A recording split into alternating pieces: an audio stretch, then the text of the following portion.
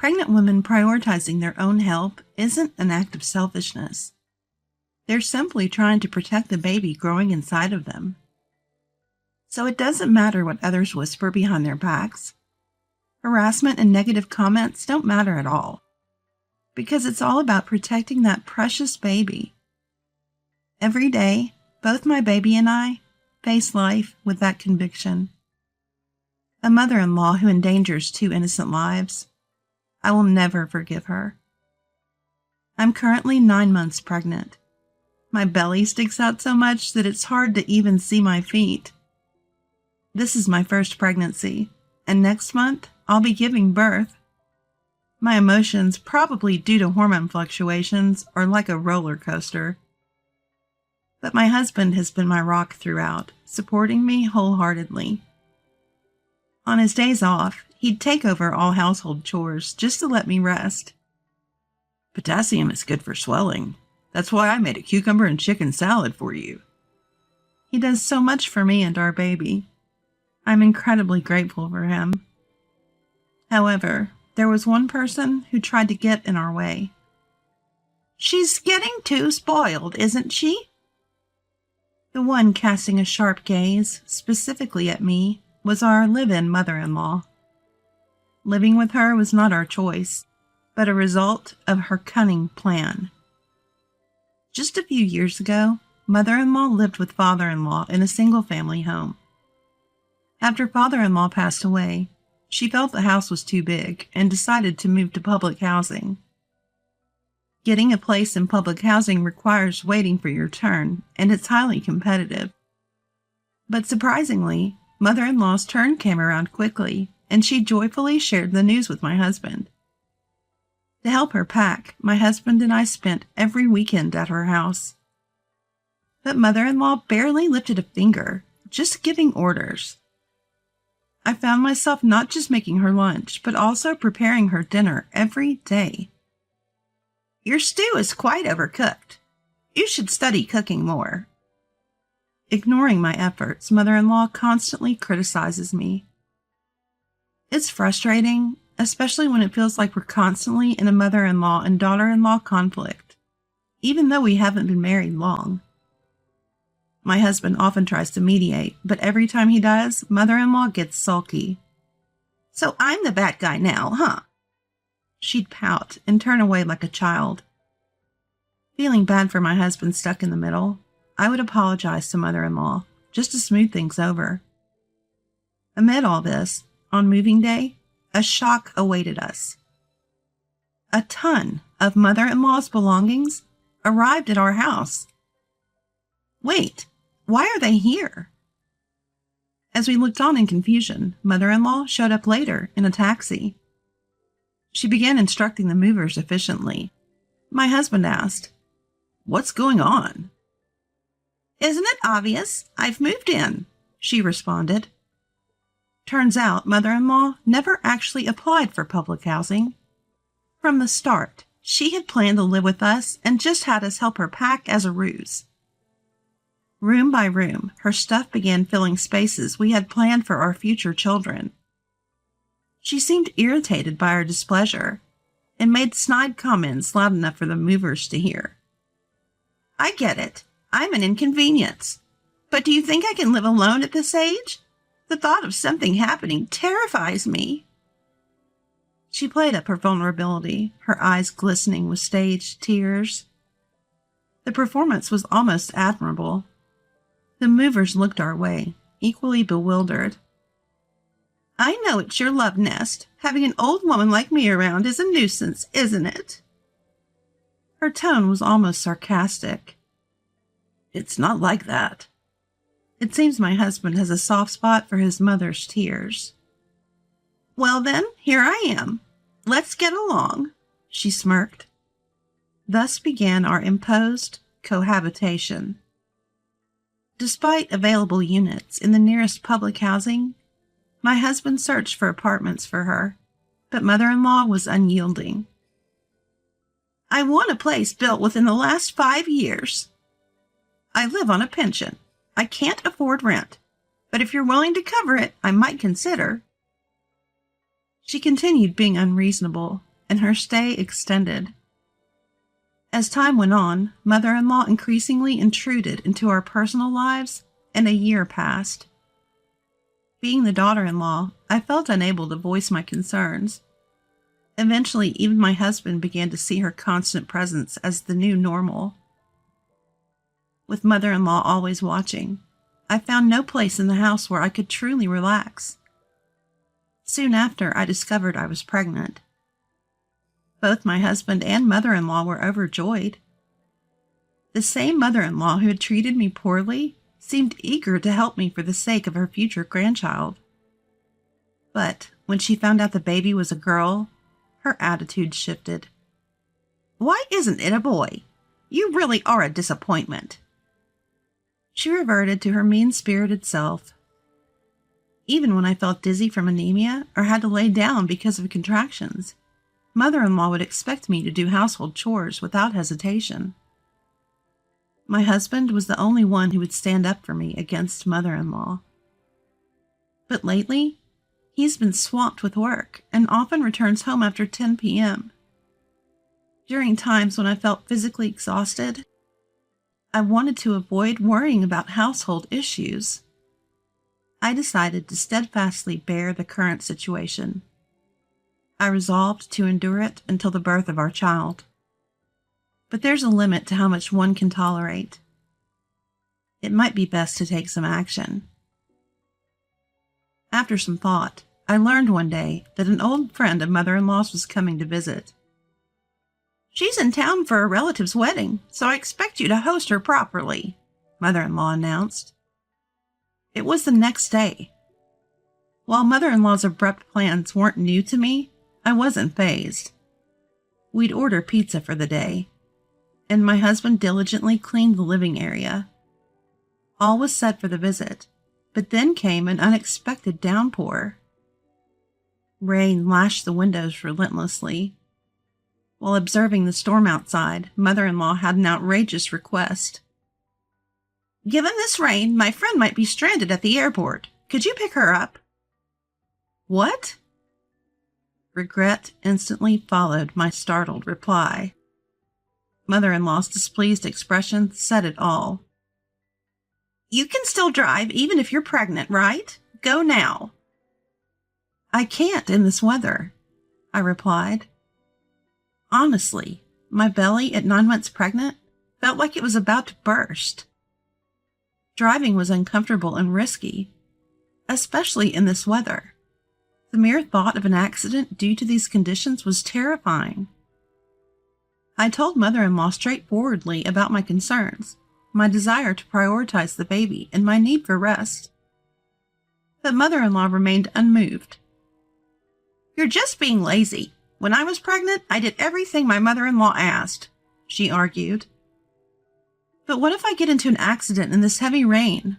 I protested. "You're being careless. Just go get her now." "Mother-in-law, I really can't. I'm sorry." "You're back-talking your mother-in-law. I'm so unlucky to have a daughter-in-law like you." Furious, mother-in-law's face turned red. For some reason, she grabbed my arm, opened the front door, and forcibly pushed me out into the pouring rain. Stunned by the heavy rain hitting my skin, mother-in-law tossed the car keys at my feet. "Go already. My friend is still stranded at the airport because of you." I urgently pleaded for our unborn baby's sake. "She can take a taxi or bus. There are other options. Just go." As mother-in-law tried to shut the door, I desperately tried to prevent her. We struggled at the entrance. Drenched from the rain, which isn't good for a pregnant woman, mother-in-law stubbornly refused to let me back in. Then someone behind me reached for the door. "What's going on? Mom, let her in now." My husband had come home early. Apparently, due to the bad weather, there was no overtime, so he left work on time. He looked bewildered by the situation. Finally inside, he quickly dried me off with a towel. Seeing this, mother-in-law's mood worsened. "Why do you always take her side? I'm your mother. This is so cruel." How can you be so heartless, making a pregnant woman stand out in this heavy rain? What happened? Mother-in-law, who was earlier crying, suddenly shot back. I didn't do anything wrong. I just asked you to pick up my friend by car. With exaggerated tears, the mother-in-law started crying, and my husband let out a heavy sigh. He probably realized there was no reasoning with her. My husband then asked me what had transpired. I recounted everything mother-in-law did and said to me. However, the previously tearful mother-in-law instantly rebutted with an angry look. She's lying. She's trying to paint me as the bad guy and drive me out. She screamed hysterically, cutting me off before I could speak further. My husband tried his best to calm the frenzied mother-in-law, but the situation wasn't improving. In fact, it was deteriorating. You've been brainwashed by her. You used to be such a kind, mother-loving boy. As mother-in-law began crying again, to our surprise, the doorbell rang. When we opened it, mother-in-law's friend was there. Apparently, she had taken a taxi from the airport and safely arrived. Sensing the palpable tension in the room, she inquired, Did something happen? Without missing a beat, mother-in-law started bad-mouthing me. I'm sorry, I made you take a taxi. I wanted her to pick you up, but she refused because she's pregnant. Today's young daughter-in-laws are just too spoiled, aren't they? Mother-in-law sought agreement from her friend, but her reaction was unexpected. You tried to send a pregnant woman out in the storm? That's unbelievably cruel. Mother-in-law's forced smile faltered.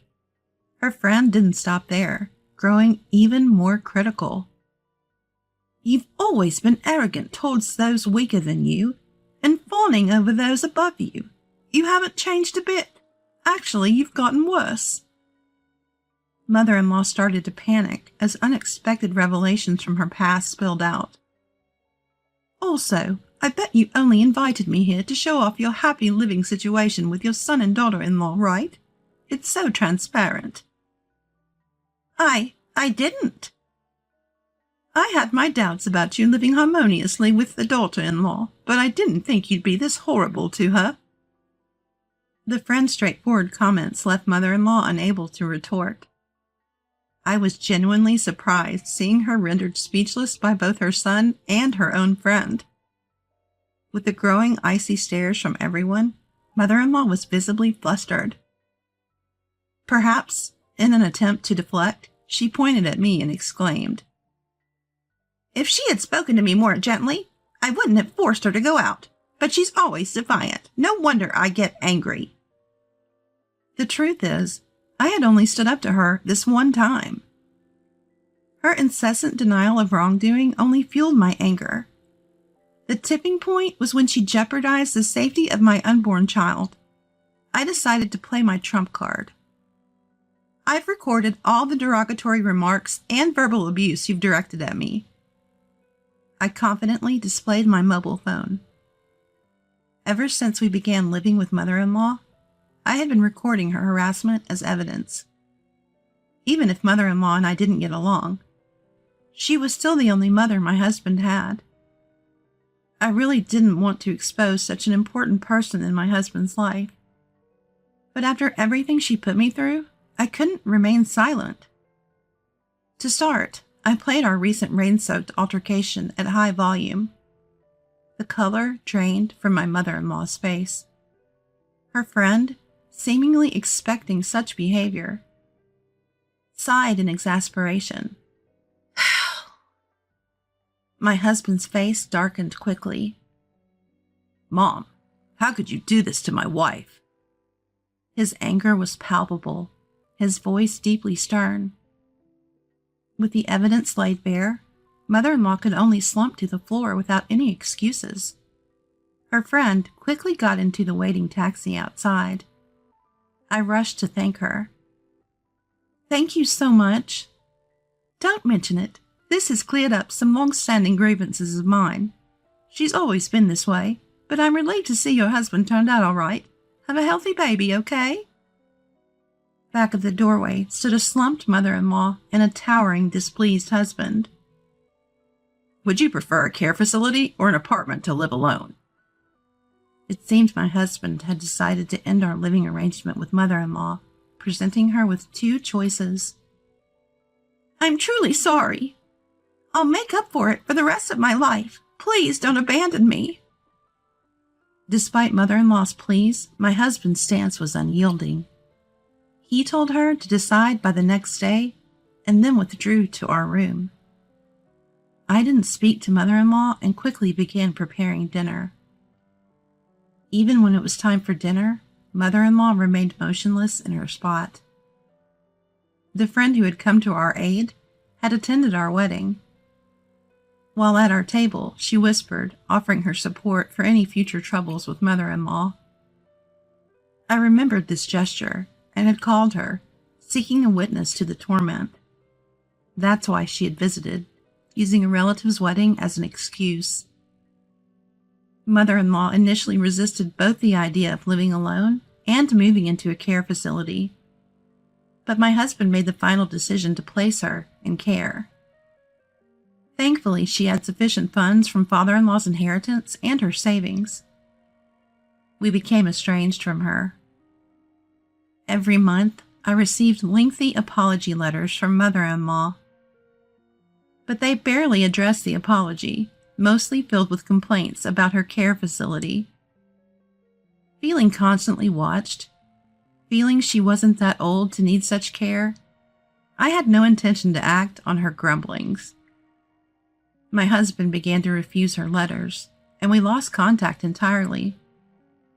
On my due date, I gave birth to a healthy baby girl. Now, without mother-in-law around, we're tirelessly raising our child. This is what marital bliss looks like. Every day, I exchange smiles with my husband. We hope to live peacefully, just the three of us, for years to